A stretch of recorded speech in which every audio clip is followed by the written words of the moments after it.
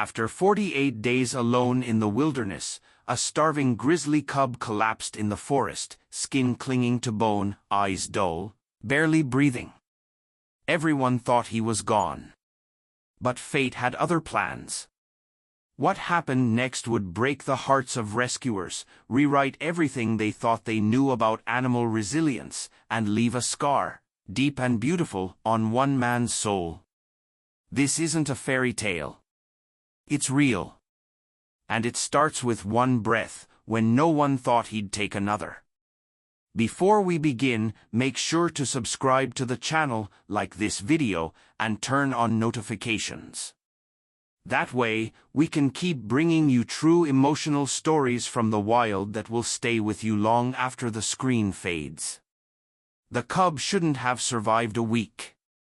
He was no older than 6 months when the flash flood hit the valley, violent and sudden, washing away trails, uprooting trees, and scattering wildlife like leaves in the wind.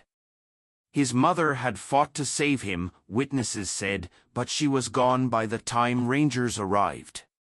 And he had vanished.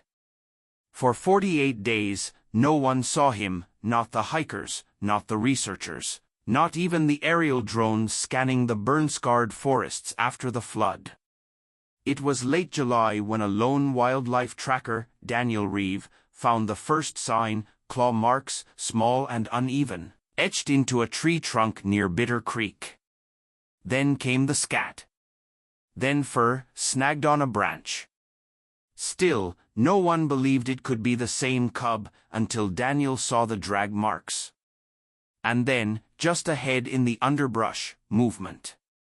At first, he thought it was a coyote, maybe a wounded dog. But when he crept closer and parted the ferns, what he saw made his chest tighten. The cub was barely more than a skeleton, covered in mud, matted fur falling away in patches, ribs visible with every shallow breath. His eyes, once bright and brown, were sunken and dull, flickering like dying embers. His paws trembled as he tried to stand. And then, he collapsed. Daniel didn't move. He crouched, pulse pounding in his ears. A wild animal, even dying, could lash out in fear. But this cub didn't growl. Didn't run. He simply lay there, broken. Very gently, Daniel reached into his pack, pulled out his emergency blanket, and covered the little body. It twitched weakly under the warmth. "You're not dying today," Daniel whispered. He radioed for help. No one believed him at first. A cub? After 48 days? No way, he's still breathing. But he was. And within 2 hours, a wildlife rescue team descended onto the ridge. As they carried the cub out on a makeshift stretcher, Daniel walked beside him. He didn't even know the cub's name. No one did. Not yet. But something inside him whispered, "You're not just a survivor. You're here for a reason." But could a starving cub, with no strength and no mother, find his way back to life? Or was it already too late? They rushed the cub to Clearwater Wildlife Rehabilitation Center, a modest but dedicated facility tucked deep in the pines of northern Montana. It was quiet, off the grid, built more for birds and foxes than a wild grizzly, especially one on the edge of death. Dr. Ava Kessler, head veterinarian and co-founder of the center, took one look at the cub and paled. His temperature's crashing. Heart rate's thready. "He hasn't had proper nutrition in weeks," she muttered. "We're not treating a bear. We're treating a ghost." They placed him under warming lamps, inserted 4 lines, and carefully removed ticks and thorns from his tiny, battered body. His breathing was shallow. His gums were pale. His eyes didn't track motion. Ava knew what this meant. But Daniel didn't leave the room. He stood by the edge of the observation window for hours, arms folded, eyes locked on the frail little cub who'd collapsed into his world and, somehow, impossibly, stirred something inside him. Ava finally came out of the medical bay, gloves stained, her face unreadable. "I can't promise anything," she said. Daniel nodded. "I'm not asking for a promise. Just don't give up." The next 3 nights were a war. Ava and her team fought dehydration, infection, and starvation. They gave the cub glucose, antibiotics, electrolyte fluids. Every hour mattered. Twice, his vitals flatlined, only to restart on their own moments later. "He doesn't want to go," Ava said quietly. "He's fighting harder than I've ever seen." On the 4th night, Daniel was sitting outside the enclosure, head resting against the wall, when he heard a small sound, a breath, then another. He looked up. The cub had opened one eye. Slow. Weak. But aware. Daniel leaned forward, barely breathing. The cub blinked. Then did something impossible. He lifted his head, just slightly, and looked straight at Daniel through the glass. It wasn't instinct. It wasn't survival reflex. It was recognition. The moment passed quickly. His head dropped again. But Daniel couldn't unsee it.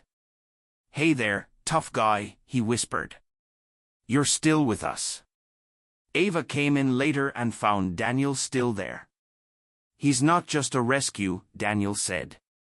"He found a way to stay alive. He chose it." Ava nodded slowly. "Then maybe we owe it to him to give him something to come back for." They gave him a name the next day, Finn. Short for final chance, someone joked. But to Daniel, it meant something more.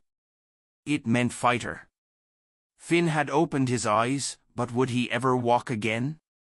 And what damage had 48 days alone truly done? By week 2, Finn could lift his head without trembling. He could drink warm goat's milk from a bottle, chew on soft fruit, and sit up for short periods with a thick blanket wrapped around his body. His fur was still patchy. His bones still sharp beneath the skin. But his eyes, those soft, deep brown eyes, had come back to life. He tracked movement now. He watched Ava's every step. And when Daniel entered the room, Finn would lift his head just a little higher, like he was saying, "I know you." Daniel hadn't planned to stay at Clearwater. He was a tracker, not a caretaker. But something about the cub, his story, his spirit, kept Daniel from leaving. Every morning, he'd show up at the clinic before sunrise, sit near Finn's enclosure, and talk to him while sipping his thermos of bitter coffee. Day 12, he'd whisper, "You've already outlived every prediction." Sometimes he'd tell stories about trails he'd hiked, bears he'd seen, close calls with mountain lions. And Finn listened. It made no logical sense, but he did. He'd tilt his head, stare, grumble softly when Daniel paused too long. Ava noticed the bond forming. "He reacts more to you than anyone else," she said. "Even me." Daniel shrugged. "Maybe it's guilt. I've seen cubs out there. Most don't make it. Maybe this time I just couldn't let go." Then came the test. Ava decided to move Finn into a semi-outdoor enclosure, still protected, but with natural light, soil, and a bit more space to move. "We need to see if he'll stand. If he can't regain motor control, there's no future for him in the wild," she said carefully. The transfer happened at dawn. Daniel was there, of course. Finn looked unsure as he was gently lifted and placed onto the earth floor of the new pen. For a moment, he just lay there, breathing heavily, eyes scanning the open space. Then Daniel crouched near the fence. "Come on, Finn. You've made it this far." Finn looked toward him, wobbled, and with a trembling groan, stood. It wasn't graceful. His legs shook. He nearly toppled over, but he was standing. Daniel felt something swell in his chest. Relief, pride, and something deeper. The kind of awe that only comes when you realize you're watching a miracle take its first real breath. From that day forward, things changed. Finn began to walk short distances. He'd nose around the rocks, splash in a shallow tub of water, even grunt in protest when feeding time came late. He was becoming a bear again. But with every step forward, a shadow loomed behind. Ava had received a letter from the State Wildlife Agency. The cub is to be assessed for permanent captivity or humane euthanasia if release is deemed impossible. She hadn't told Daniel yet. Finn was fighting harder every day. But would the system give him a chance to finish the fight? The official from the state arrived in a clean white truck with tinted windows and a clipboard that said more than his mouth ever would. His name was Leonard Tate, Wildlife Management Division. He shook Ava's hand and ignored Daniel.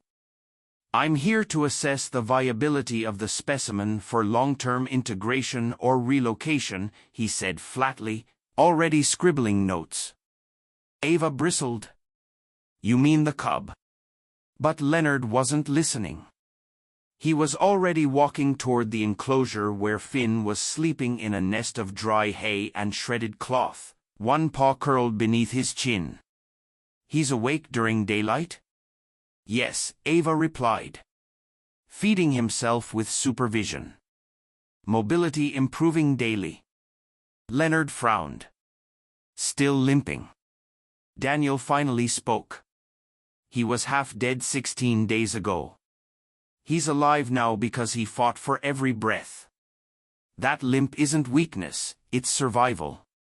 Leonard looked at him, unimpressed. "We don't base policy on emotion, Mr. Reeve." "Daniel Reeve. The tracker who pulled him out of the woods." Leonard turned back to his clipboard. "We'll proceed with the standard 48-hour observation. Then the board will decide." That night, Daniel didn't leave the facility. He sat beside Finn's enclosure long after Ava went home, listening to the wind outside, running his hands through his hair in frustration. Finn wandered over to the edge of the fence, nosed at the gate. Daniel looked at him, voice low. "They don't see you." "Not really. Just a case. A number in a system." Finn gave a soft grunt and nudged the gate again, harder this time. Daniel laughed quietly. "You trying to make a break for it?" The cub huffed, then did something unexpected. He sat, eyes locked on Daniel, waiting. The next day, Leonard returned with 2 assistants and a tranquilizer kit. "What are you doing?" Ava asked sharply. "Final check. Blood work, joint stress test, standard protocol." Daniel stood between them and the cage. "You can do it without the dart." Leonard raised an eyebrow. "And risk injury?" "We're not sentimental out here." Daniel didn't move. "Try," he said. "And you'll have to explain why a state worker tranquilized a recovering cub against vet orders, on video." He pointed to the small camera in the corner of the enclosure, blinking red. Leonard froze. Ava stepped forward. "You've seen the footage. He's improving. He's bonding. He's alive. If you put him down now, it's not policy. It's laziness."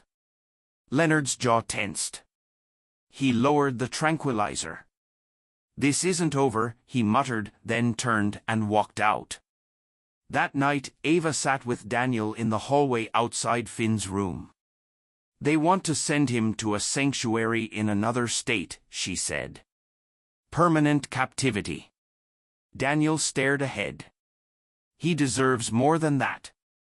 He's not just a cub." Ava nodded slowly. Then we'll have to prove it. If Finn was going to stay free, they'd need more than survival. They'd need a miracle and evidence. The morning was cold, grey, and quiet. Too quiet. Daniel stood in the center of a controlled wildlife evaluation field, arms crossed, staring at the gates ahead. Beyond them lay a quarter-acre training habitat, natural terrain, trees, a running stream, and a tracking path set up by Ava and her team. This was Finn's test. Today, Ava had said, he has to prove he can survive on his own. Not just live, but be a bear. Finn had come a long way. He was stronger now, eating solid food, climbing small structures, even swatting playfully at leaves and insects like any healthy cub would.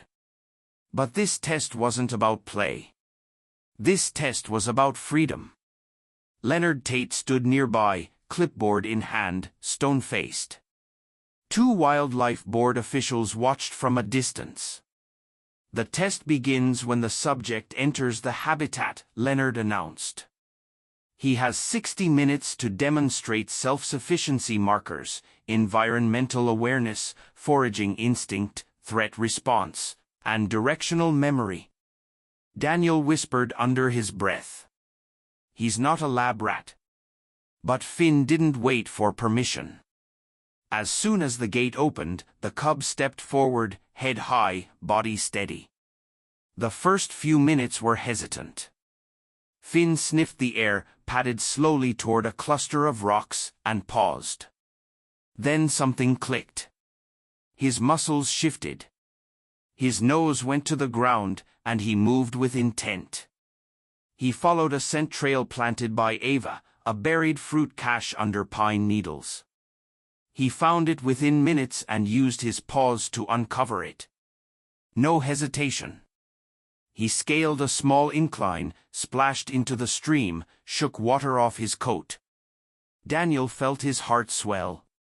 "That's it, buddy," he whispered. "Show them who you are." Then came the final marker, a simulated predator call. A low recorded growl played from a hidden speaker. Finn froze. The officials tensed. Daniel gripped the fence. The cub sniffed the air, turned his head, and calmly backed away, keeping his eyes on the sound. He didn't panic. He didn't freeze. He reacted like an animal with instinct. He disappeared into the trees, briefly circled around, and returned from the opposite side. Leonard's pen stopped moving. At minute 54, Finn sat near the center of the field and looked toward the observation deck. Right at Daniel. No fear. No confusion. Just calm.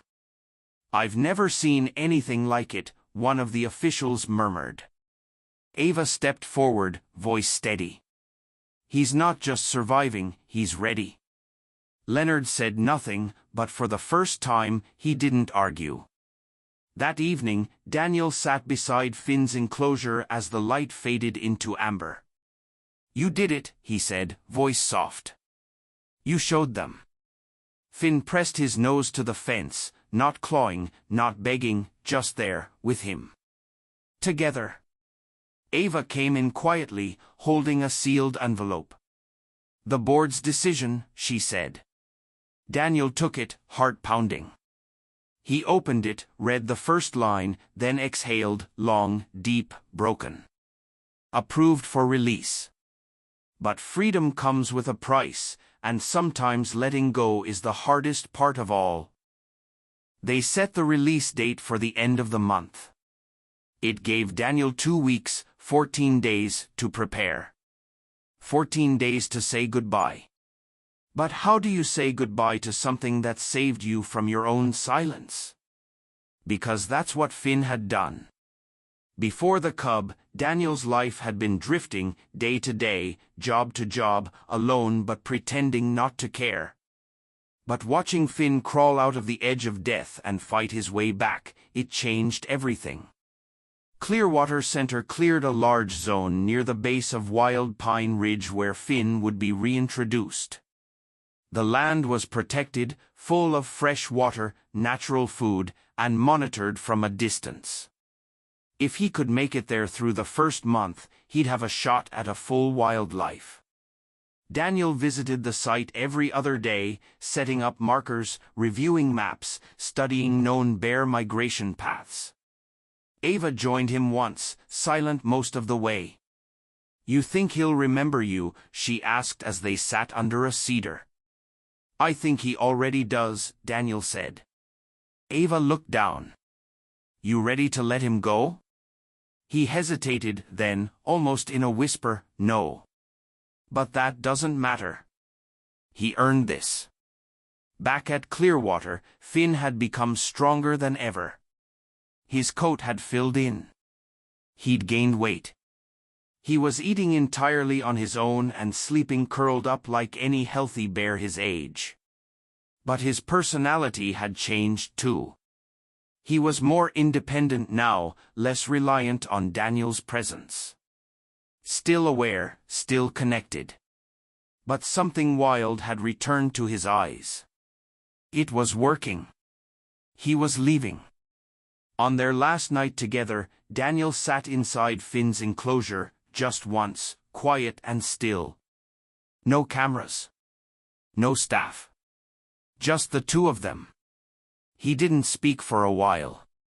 Then, softly, "You gave me something I didn't know I'd lost," he said.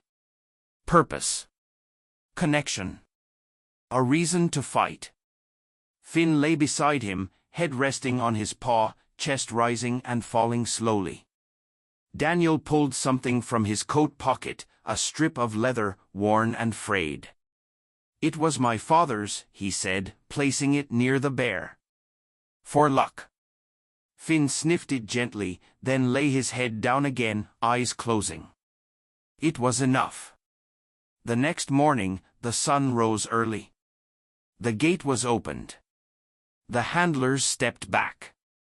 And Finn walked out, calm, strong, silent. He didn't run. He didn't pause.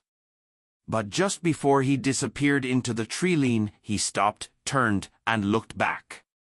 Not for long, just enough. Daniel raised a hand, barely able to keep it steady. Then Finn vanished into the woods. Ava stood beside him. "You okay?" Daniel wiped his eyes, then smiled, truly smiled, for the first time in years. "Yeah," he said, "because he is." Finn was free. But what happens when a bond is real, and the wild still remembers? It had been nearly a year since Finn disappeared into the trees. Daniel kept working for Clearwater, but he rarely spoke of the bear anymore. Not because he forgot, how could he, but because the story had grown so sacred, so deeply carved into him, that saying it out loud felt like breaking something fragile. He'd visit Wild Pine Ridge once a month, hiking the same release path, checking the trail cams, watching from afar. Ava told him it wasn't healthy, that maybe it was time to move on. But Daniel wasn't waiting to see Finn again. He just needed to know he was still out there. Alive. Wild. Free. It was early spring when the call came. A camera trap had triggered a few miles from the ridge, images of a lone young male grizzly crossing a ridge trail. Healthy. Large. Strong. But with something odd in the photo. A strip of leather caught in the claws of his front paw. Daniel's chest seized. He knew that leather. It had once been a charm around his own wrist. He'd left it for Finn on their final night together. He didn't wait. The next morning, Daniel was hiking before the sun crested the mountains. It took hours. He didn't stop. He followed fresh claw marks. A shallow bed crushed into the pine needles. A tree trunk rubbed clean from scratching. Every sign said the same thing: Finn was close. Daniel reached the ridge as the light turned golden, cutting through the trees in long, warm shafts. He stepped into a clearing and froze.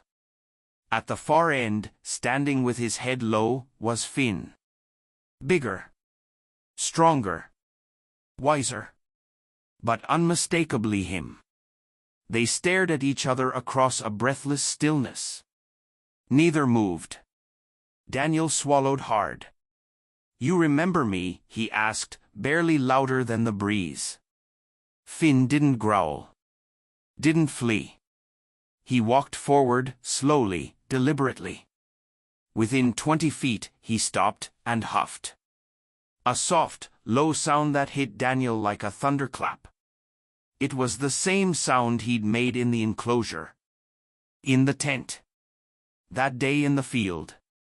Daniel's eyes filled with tears. He knelt, never breaking eye contact. "Good to see you, buddy," he whispered. Finn stepped a few feet closer, then, without ceremony, turned back toward the trees. But not before dropping something in the grass. Daniel walked to where the bear had stood. There, half buried in pine needles, was the strip of leather. Worn. Tooth-marked. But intact. A gift. A memory. A full circle. That night, Daniel sat alone by a fire near the trailhead, not sad, not grieving. Just full. And on the back of a scrap of notebook paper, he scribbled words that would stay with him forever. Sometimes the wild gives back. Not in words. Not in promises. But in recognition. In return. If this story touched your heart, don't forget to subscribe and hit that like button. Share it with someone who believes in second chances, silent bonds, and the wild strength of survival. Because even after 48 days alone, some spirits refuse to fade, to give up, or to be forgotten.